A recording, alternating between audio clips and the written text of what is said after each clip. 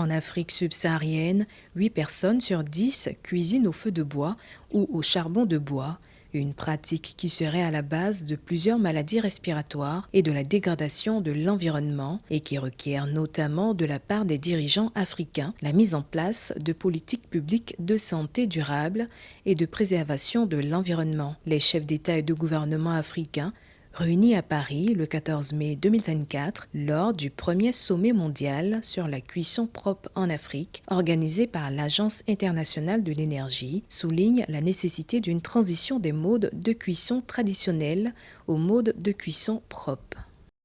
Tout le monde connaît les effets nocifs des rejets du monoxyde de carbone et des particules fines dont les effets sur la santé sont bien connus.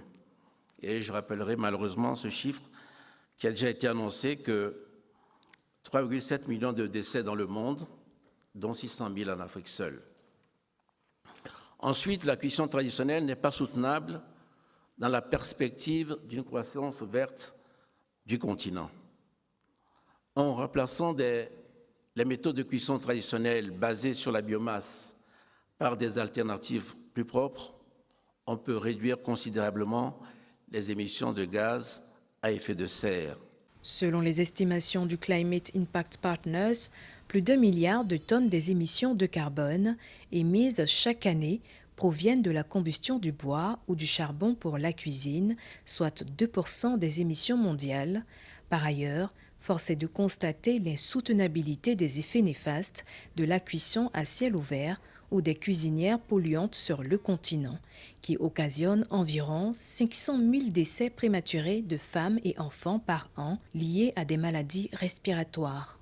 Sur la base des chiffres dont nous disposons, nous pouvons dire qu'aujourd'hui, encore 4 familles sur 5 utilisent des foyers ouverts,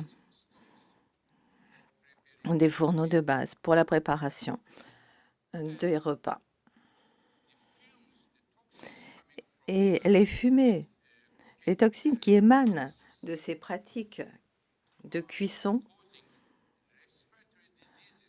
sont la source de maladies respiratoires, en particulier chez les femmes et les enfants. Et chaque année, plus de 500 000 personnes, essentiellement des femmes et des enfants, décèdent d'une mort prématurée en raison de maladies respiratoires dues à ces pratiques de cuisson. Les enjeux de la cuisson propre étant considérables, touchant la qualité de vie et la santé des femmes et la préservation de l'environnement, les experts estiment que la suppression des pratiques de cuisson traditionnelles d'ici à 2030 diminuerait les émissions de gaz à effet de serre d'une quantité égale à celle générée par an par les transports maritimes et aériens réunis. Que chaque année, 3,2 millions de personnes meurent chaque année due aux pollutions d'intérieur, dues aux foyers de cuisson. 25% environ de la population mondiale dépend encore de bois, de charbon, d'excréments d'animaux et de résidus agricoles comme source primaire d'énergie pour la cuisson, y compris plus de 900 millions de personnes en Afrique subsaharienne.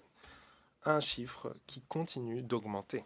Selon l'Agence internationale de l'énergie, 4 milliards de dollars par an suffiraient pour financer l'accès des familles africaines à une cuisson propre d'ici à 2030.